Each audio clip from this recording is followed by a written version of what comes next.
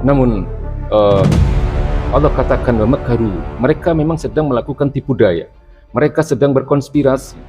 Wa makarullah, dan Allah pun membuat tipu daya. Wallahu khairul makirin, dan Allah lah sebaik-baik pembuat tipu daya. Kita bisa melihat berbagai tipu daya yang mereka lakukan agar kita ini tidak mengimani agama yang benar, agama yang mulia ini. Ketika ada seorang anak santri yang melakukan kesalahan, ya, ketika ada seorang anak santri yang melakukan pelanggaran hukum yang memang itu adalah merupakan suatu perbuatan yang tidak terpuji, lalu kemudian dikaitkan dengan pondok pesantrennya, dikaitkan dengan Islamnya, nah ini kan tidak adil. Yang salah adalah oknum, tapi mengapa yang kemudian dipojokkan adalah pesantren?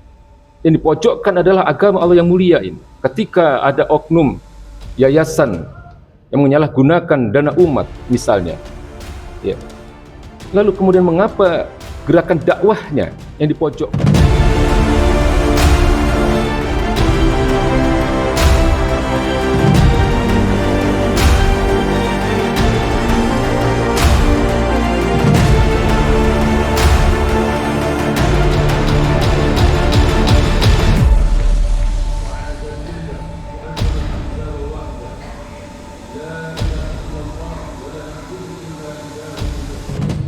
Islam ini adalah sebuah agama yang tentu tidak bisa disamakan dengan agama-agama selainnya. Ya, Allah katakan al-yauma akmaltu lakum dinakum wa atmamtu alaikum nikmati wa raditu lakumul Islam ad-din. Pada hari ini telah aku sempurnakan agama ini. Ya. Al-yauma akmaltu lakum dinakum wa atmamtu alaikum nikmati, dan telah aku cukupkan bagi kalian nikmatku. Wa raditu lakumul Islam ad-din, dan telah aku ridhoi Islam sebagai agama kalian. Kemudian Nabi juga mengatakan al-Islamu ya'lu wa la yu'la alaih. Islam itu tinggi dan tidak ada yang lebih tinggi darinya. Lalu dalam muqaddimah tadi telah Al-Fakir sampaikan, huwallazi arsala rasulahu bil huda wa dinil haqq. Dialah Allah Subhanahu wa taala yang telah mengutus rasulnya bil huda, dengan petunjuk. Maksudnya dengan membawa Al-Quranul Karim sebagai petunjuk kehidupan bagi manusia. Watinul haq, dan dengan agama yang benar ini. Liuthirahu ala dini kulli. Ya, untuk dimenangkannya terhadap semua agama-agama yang lain. Walau karihal musyrikun. Meskipun orang-orang musyrik itu tidak menyukainya. Bukti kesempurnaan Islam bukan hanya karena Islam itu mengatur seluruh aspek kehidupan. Tapi Islam ini memang hanya diperuntukkan bagi orang-orang yang mau berfikir. Maka di dalam Islam wajib hukumnya untuk berfikir kita. Ya, di dalam keimanan tidak boleh kita bertaklid. Berbeda dengan dalam persoalan syariat. Kalau dalam persoalan syariat, ya, baik itu dalam persoalan fikih ibadah atau fikih muamalah, kita boleh bertaklid. Maka di dalam istilah persoalan tentang taklid ini ada yang disebut dengan muqallid am, ya, dan muqallid mutabi. Tapi di dalam proses keimanan, dalam proses berakidah, tidak boleh kita bertaklid. Tidak boleh kita hanya mengikuti apa yang telah dilakukan oleh leluhur-leluhur kita, oleh orang-orang tua kita. Ya. Tetapi kita diwajibkan dalam keimanan ini melalui proses berfikir. Maka di dalam ayat-ayat Quran banyak sekali perintah Allah Subhanahu wa taala kepada manusia untuk berfikir. Banyak sekali ayat-ayat yang diakhiri dengan afala ta'qilun, ya. Apakah kalian tidak berpikir? Ya ulil albab, wahai orang-orang yang berakal.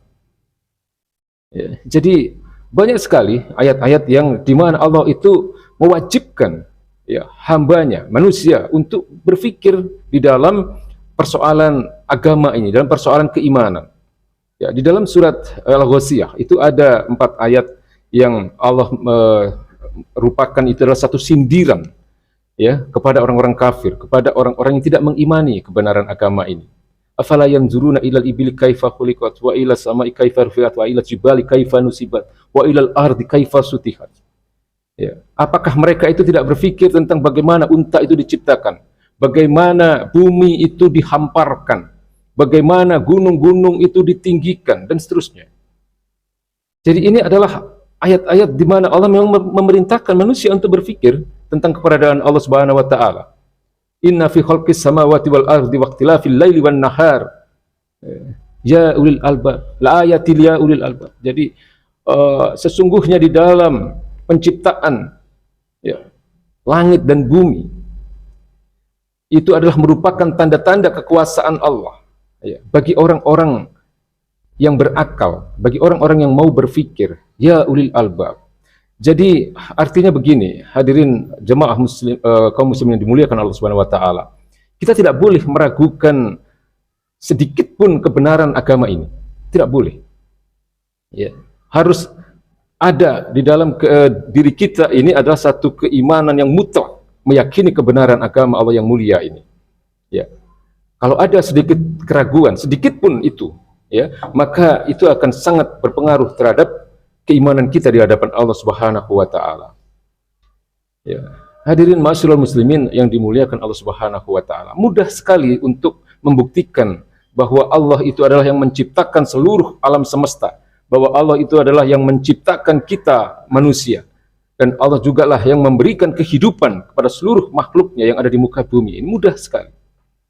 Ya, kemudian juga mudah juga untuk membuktikan bahwa Al-Qur'anul Karim itu adalah firman-firman Allah Subhanahu wa taala. Sayangnya kita ini, mayoritas umat Islam di Indonesia ini tidak banyak yang memahami bahasa Arab. Bahasa Al-Qur'an itu jauh berbeda dengan bahasa Arab sehari-hari. Bahkan bahasa Al-Quran itu jauh berbeda dengan bahasa baginda Nabi besar Muhammad SAW. Ya. Ketika Nabi mengucapkan ayat-ayat Allah Subhanahu wa taala, ya, dengan ketika baginda Nabi mengucapkan apa yang kita kenal dengan hadis atau sunnah, itu jauh berbeda. Ya. Maka bahasa Al-Quran itu berbeda dengan bahasa hadis. Ya. Al-Quran itu mempunyai ketinggian bahasa yang luar biasa. Ya, di mana ini memang merupakan mukjizat yang diturunkan oleh Allah Subhanahu wa taala kepada nabinya. Di mana pada saat itu di Jazirah Arab, ya, khususnya di Mekah, itu memang sedang menjadi satu musim di tengah-tengah mereka, khususnya adalah di tengah-tengah para pembesar, ya, tentang apa yang disebut dengan sastra. Ya, sehingga pada saat itu seluruh ahli sastra di Mekah, ya, tidak ada yang mampu mengalahkan keindahan dan ketinggian bahasa Al-Quranul Karim. Bahkan seorang Abu Jahal pun, ya, sesungguhnya dia mengimani, sesungguhnya dia mengakui bahwa Al-Quran itu bukan dari Nabi Muhammad SAW, tapi Al-Quran memang turun dari Allah Subhanahu wa taala. Ya, meskipun kemudian Allah tidak berkenan memberikan hidayah kepadanya, ya, sehingga dia pun kemudian mati dalam keadaan kafir. Ya. Sayangnya kita banyak yang tidak paham bahasa Arab. Ya, sehingga kita seringkali tidak terlalu meresapi bagaimana ketinggian bahasa Al-Quran untuk membuktikan bahwa Al-Quran itu memang benar-benar, ya, firman dari Allah Subhanahu wa taala, bukan bahasa manusia itu. Ya, maka di dalam Al-Quran, di dalam Islam ini ada yang disebut dengan dalil akli. Ya, sehingga di dalam proses keimanan kita memang diharuskan untuk melalui proses berpikir. Berbeda dengan agama-agama lain, di mana di dalam agama-agama lain itu mereka memang hanya didoktrin untuk mengimani apa yang menjadi keimanan mereka, ya, tidak melalui proses berpikir. Ini perbedaan Islam dengan agama yang lain. Hadirin ma'asyiral muslimin yang dimuliakan Allah Subhanahu wa taala. Itu yang pertama. Yang kedua, kita harus memahami juga bahwa orang-orang yang membenci Islam, orang-orang yang membenci Allah Subhanahu wa taala, orang-orang yang membenci baginda Nabi besar Muhammad SAW, memang tidak pernah berhenti juga untuk menanamkan keraguan kepada umat Islam tentang kebenaran agama Allah yang mulia ini. Dan itu sudah diperingatkan dalam banyak ayat oleh Allah Subhanahu wa taala. Wahdzarhum an yaftinuka an ba'di ma anzalallahu ilaika. Allah katakan, berhati-hatilah kalian kepada mereka, karena mereka tetap akan berupaya untuk menanamkan keraguan terhadap Al-Qur'an ini. Mereka akan berupaya agar kalian mengimani sebagian ayat-ayat Allah dan mengingkari sebagian ayat-ayat Allah yang lain. Ini telah diperingatkan oleh Allah Subhanahu wa taala dalam surat Al-Maidah ayat 50. Baginda Nabi pun tidak sedikit dalam hadis-hadis beliau menyampaikan tentang bagaimana, ya, kewajiban kita untuk menjaga akidah kita, akidah keluarga kita, agar kita tidak terjerumus di dalam keimanan yang tidak benar. Ya. Namun Allah katakan, makaru, mereka memang sedang melakukan tipu daya, mereka sedang berkonspirasi, makarullah, dan Allah pun membuat tipu daya. Wallahu khairul makirin. Dan Allah lah sebaik-baik pembuat tipu daya. Kita bisa melihat berbagai tipu daya yang mereka lakukan agar kita ini tidak mengimani agama yang benar ini, agama yang mulia ini. Ketika ada seorang anak santri yang melakukan kesalahan, ya, ketika ada seorang anak santri yang melakukan pelanggaran hukum yang memang itu adalah merupakan satu perbuatan yang tidak terpuji, lalu kemudian dikaitkan dengan pondok pesantrennya, dikaitkan dengan Islamnya, nah ini kan tidak adil. Yang salah adalah oknum, tapi mengapa yang kemudian dipojokkan adalah pesantren?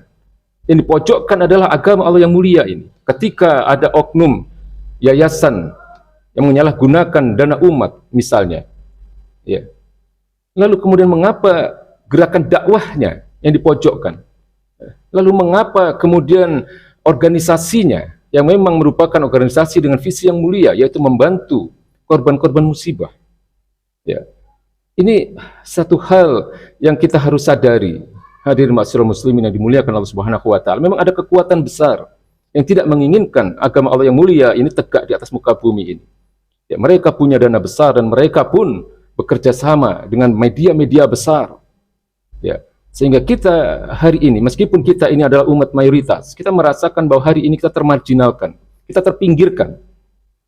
Maka wajib bagi kita untuk memahami bagaimana mengembalikan kemuliaan umat ini. Allah katakan kuntum khairu ummah. Kalian adalah umat terbaik. Ukhrijat linnas, yang dilahirkan untuk manusia, ta'muruna bil ma'ruf wa tanhauna 'anil munkar wa tu'minuna billah.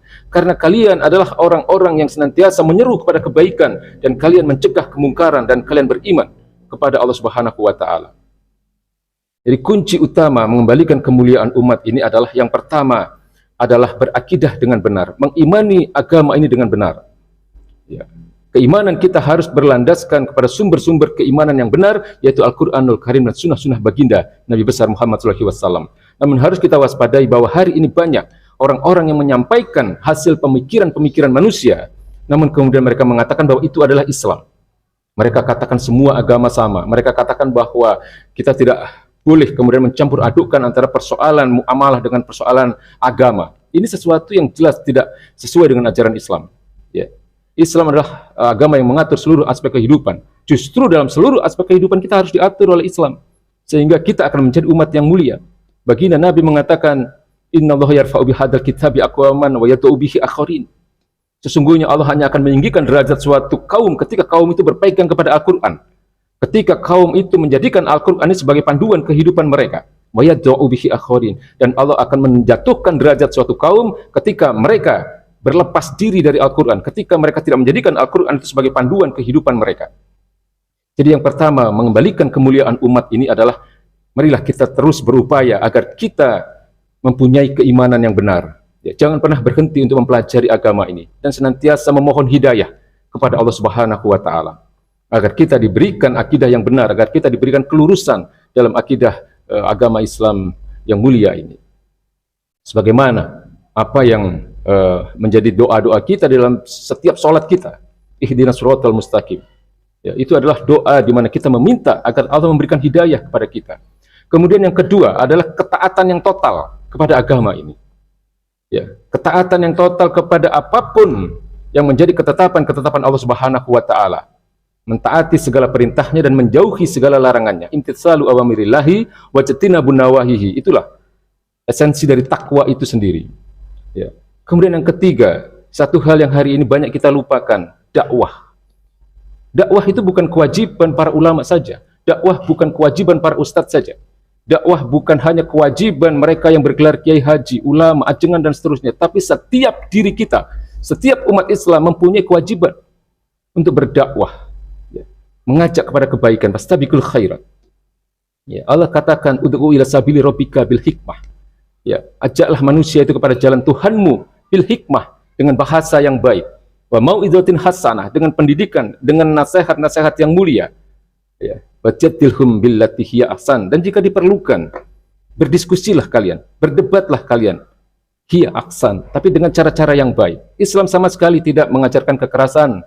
Ya, Islam tidak mengajarkan bahwa dalam menyebarkan agama ini dengan pedang. Islam tidak mengajarkan bahwa mengajarkan agama ini dengan bom. Tidak. Ya.